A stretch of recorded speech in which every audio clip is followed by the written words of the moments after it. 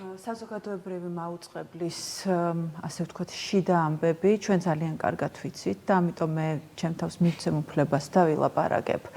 საზოგადოებრივი მაუწყებლის პირველ რიგში მენეჯმენტის ნაწილს ვასილ მაღლაფერიძის კლანის ოლიგარქთან აფილირებული კლანის და მათი ფავორიტი ჟურნალისტების უმრავლესობას მეეჭვება მიხეილ ბულგაკოვი წაკითხული ჰქონდეთ.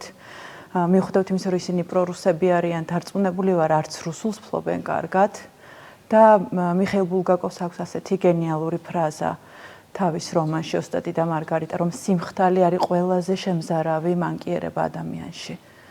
ისინი არ არიან მშიშრები, ისინი არიან მხდალები და გარდა სიმხდალისა, ნაწილი არის მართლაც ხბოს აღტკინებით, აღტაცებით. ვიღაცებს მართლა სჯერათ, რომ ესენი არიან დამნაშავეები. ეს არის მთელი ტრაგედია და ნაწილი არის სიმხდალეში, მორჩილებაში და სიმხდალეში. ეს არ არის უბრალოდ სამსახურის დაკარგვის შიში, იმის რომ აი რა ვქნა მე მარტო ხელა დედა ვარ და რა გავაკეთო. ეს არის სიმხდალე, რაღაცნაირად დაცემა ადამიანის. მე რა კარგად ვიცი ისინი როგორ უყურებენ ამ საკითხს და ის ადამიანები, რომლებიც დღეს თუ გუშინ არ ვიცი როდის იყო ვასილ მაღლაფერიძის დაბადების დღე, მას ულოცავდნენ და თავიანთ ლუქებს ამზეურებდნენ სტორებში. ეს არის სრული დეგრადაცია ჩემი აზრით, იმიტომ რომ შეიძლება შენ გეშინოდეს რაღაცის დაწერის, მაგრამ თანაგრძნობის იმ დონეზე დაქვეითება, რომ არამც თუ ვასკას მიმართ, ნებისმიერი მოქალაქის მიმართ, რომ არ გიჩნდება თანაგრძნობა, იმიტომ რომ პატიმრობა არ არის მხოლოდ ერთი ადამიანისთვის გამოტანილი განაჩენი, ხომ? ეს არის მთელი ოჯახისთვის, მისი სამეგობროსთვის გამოტანილი განაჩენი. მე ქეთას მაგალითად არც ქალბატონ ნინოს ქეთას კარგად ვიცნობ, ქალბატონ ნინოს არ ვიცნობდი, მაგრამ მე სულ ფიქრობდი თქვენზე და სულ ფიქრობ იმ ადამიანებზე, ვინც არიან იზოლატორში, ვისაც არ ვიცნობ, გვარებიც არ მახსოვს, რამდენჯერმე მინახავს, ვიღაცებს პირბადის გამო ვერც ვცნობ.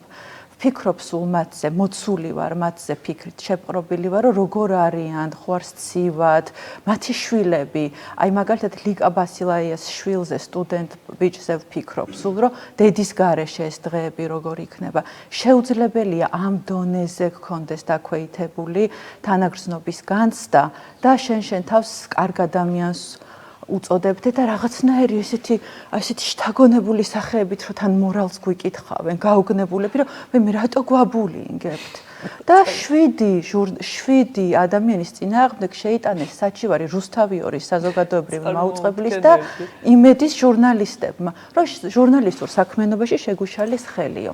საუბარია ზოგადად, რა თქმა უნდა, ეს სისხლის სამართლის დანაშაულია, მაგრამ თქვენ ვერ წარმოიდგენთ, აი მაყურებელს მინდა რომ განვუმარტო, იმდენი საჩივარი გვაქვს შენ შეტანილი, ასე ვთქვათ, დამოუკიდებელ ჟურნალისტებს აი ამასთან დაკავშირებით, დაწყებული მთავრობასთან აფილირებული ტიტუშკებით, დაწყებული ალტინფოთი და დამთავრებული პოლიციით, იმდენი საჩივარი გვაქვს შეტანილი, თან იქ პირდაპირ სიცოცხლის და ჯანმრთელობის საფრთხე იყო, თვალსაჩინო. თორე ვიღაცას რო შეუგინები ვართ, გაულანძღი ვართ, არც გვიფიქრია ჩვენ რომ შეგვეტანა საჩივარი, იმიტომ რომ ვიცით რომ ჟურნალისტიკა ეს არ არის რაღაცა მოდის გაშუქება და არ არის ფუმფულა და ვარდისფერი პროფესია.